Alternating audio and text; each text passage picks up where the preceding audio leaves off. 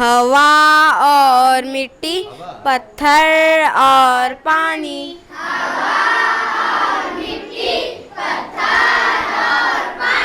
सबके होने की है सुंदर एक कहानी, कहानी कहानी कहानी।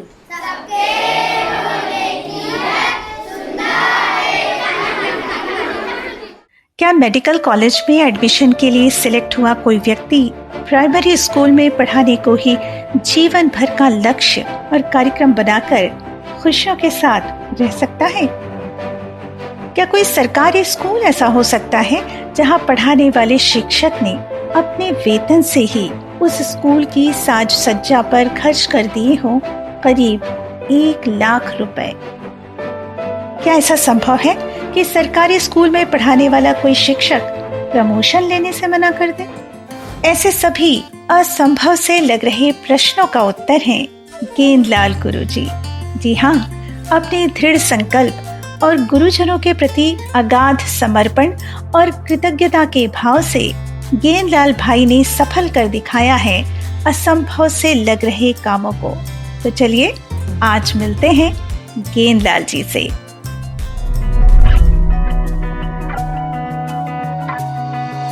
रहते हैं ये खुश हमेशा, करते ये काम खरे, एक दूजे के बन के पूरक साथ साथ बढ़ते रहे, हंसते खिलखिलाते भावों से भरे, खुशियाँ बिखेरे घर घर, खुशियों के एम्बेसडर, खुशियों के एम्बेसडर, खुशियों के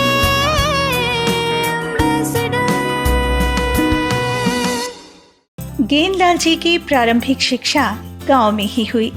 स्कूली शिक्षा में अच्छे नंबर लाने के बाद पहले डेंटल कॉलेज में और बाद में मेडिकल कॉलेज में जाने का अवसर उन्हें मिला, लेकिन डॉक्टर बनने की बजाय बीएससी और फिर एमए किया गेंदलाल जी ने और बन गए प्राइमरी स्कूल टीचर। ऐसा क्यों किया गेंदलाल जी ने? मैं बीएससी इंडस्ट्रियल केमिस्ट्री और 2 बार मेरा पीएमटी डेंटल में सिलेक्शन हुआ, 1 बार पीएमटी जनरल एमबीबीएस में सिलेक्शन हुआ। बट मेरी गुरु माता की इच्छा थी कि मैं शिक्षक बनूं, क्योंकि एक शिक्षक अपने जैसे और शिक्षक तैयार कर सकता है। शिक्षक राष्ट्र निर्माता है, भाग्यदाता है।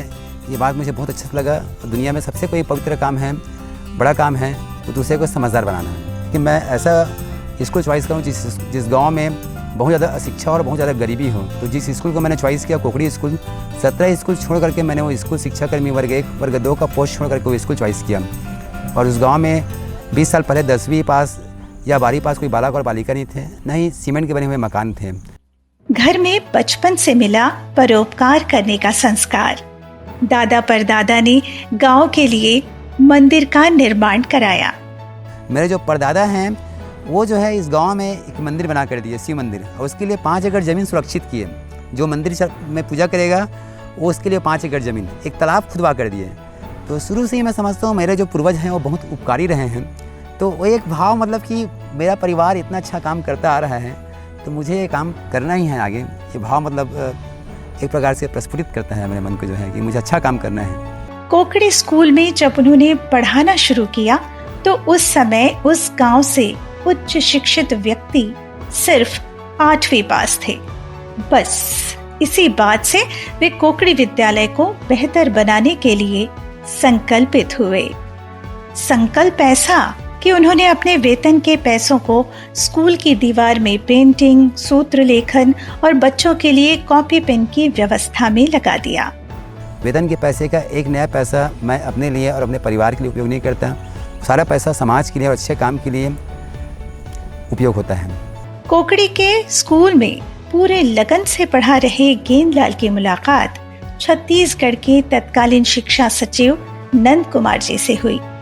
उन्होंने गेंदलाल जी को जीवन विद्या शिविर करने के लिए प्रेरित किया और शिविर के बाद क्या हुआ, आइए उन्हीं से सुनते हैं। आदरणीय नंद कुमार जी जो शिक्षा सचिव थे, उनके कहने पर मैंने शिविर किया और उसी समय से मुझे पहला शिविर करने के बाद में ही ये लग गया कि मुझे अध्ययन करना चाहिए। और उस समय प्रस्ताव था कि अध्ययन शिविर करना चाहेंगे तो मैंने पहले शिविर में ही हाँ भरी कि मुझे अध्ययन शिविर करना है।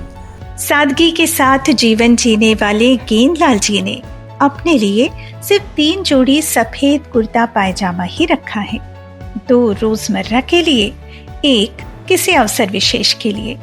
अपने कपड़े भी वे स्वयं धोते हैं। सादगी पसंद गेंदलाल जी ने शादी भी बेहद सादगी के साथ की। तो मैंने बचपन से ही संकल्प कर लिया था कि मैं जब भी विवाह करूंगा तो दहेज मुक्त विवाह करूंगा। तो मैंने अपने शादी के 5 रूल्स बनाए थे। दहेज मुक्त विवाह, शादी में अंडा मांस मछली का उपयोग नहीं, शादी में प्लास्टिक का डिस्पोजल कप का इस्तेमाल नहीं, शादी में पटाखे का उपयोग नहीं, लाइट डेकोरेशन का इस्तेमाल नहीं, और शादी के बाद आजीवन मेरी पत्नी जो है निःशुल्क मेरे स्कूल में पढ़ाएगी या फिर शिक्षा का काम करेगी। तो उस संकल्प को पूरा करते हुए जीवन विद्या पद्धति से मुझे विवाह करना है, ऐसा मैंने संकल्प लिया। गेंदलाल जी की पत्नी राखी जी कॉन्वेंट स्कूल और कॉलेज से पढ़ाई पूरी करने के बाद अब उनके साथ गांव तेंदुवाही में ही रहती हैं। यही नहीं बल्कि कोकड़ी के विद्यार्थियों को बिना वेतन के स्वेच्छा से पढ़ाती भी हैं। आइए राखी जी से जानते हैं कि कैसा पति चाहिए था उन्हें। बचपन से एक था कि मैं जिससे शादी करूंगी उसको दहेज लेके तो नहीं जाऊंगी। मतलब ऐसा कुछ मैं दीदी वीदी की शादी में ऐसा नहीं था कि दहेज के प्रति ऐसा कुछ हुआ है या जिससे मेरा वो।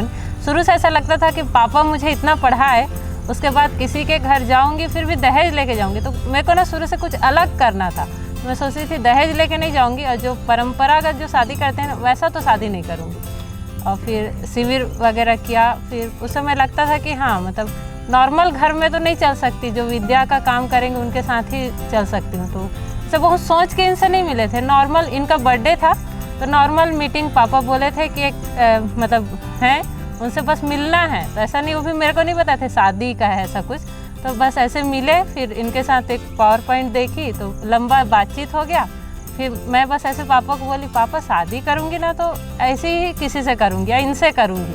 मतलब फिर पापा को लगा कि हाँ। गेंदलाल जी और राखी जी का इकलौता बेटा रागेश्वर कोकड़ी विद्यालय में ही पढ़ता है और नियमित रूप से माता पिता के साथ घर के कामकाज में भी सहयोग करता है। उनकी सोच भी जरा हटके है। मेरा नाम रागेश्वर है, मैं कक्षा 5वीं में पढ़ता हूँ। मेरे पिताजी का नाम श्री गेंदलाल जी है, मेरे माताजी का नाम श्रीमती राखी जी है। मेरे स्कूल का नाम शासकीय प्राथमिक शाला कोकड़ी है। तो मेरे को मतलब टीचर ही मेरे को शुरू से अट्रैक्ट किया। तो देखिए दादाजी टीचर, पापा जी टीचर, हस्बैंड टीचर, तो मुझे भी लगता है वो टीचर वाला परंपरा बना रहे कि उसके माध्यम से हम आगे काम भी कर सकते हैं। और हमने ये सारा सेटअप एक तरीके से अपने लिए तो किया ही है। तो इससे बड़ी खुशी की बात क्या होगी कि हमारा जो काम है उसको हमारा बच्चा आगे बढ़ाए। माने हुए को जान लो, जाने हुए को मान लो, और सहज सुखद है, असहज दुखद है, और समझने में सार, जीने में विस्तार की जरूरत होती है। गलती है तो समझ नहीं, समझ है तो गलती नहीं। गेंदलाल जी दर्शन से प्रेरित होकर स्कूल के वेतन से मिले पैसों को समाज के विकास में ही लगाते हैं और इसके लिए उन्होंने मानवीय शिक्षा शोध केंद्र की स्थापना कर दी है अपने ही गांव तेंदुवाही में, जहां समय समय पर ग्रामीण युवाओं और विद्यार्थियों के लिए करते हैं जीवन विद्या शिविर का आयोजन। छोटी की सभागार में फर्स्ट शिविर करते ही मैंने ये अपने से दृढ़ निश्चय कर लिया था कि मुझे छोटी जैसे एक संस्थान खड़ा करना है, बनाना है, जिसमें समझने, समझाने, सीखने, सिखाने का काम हो।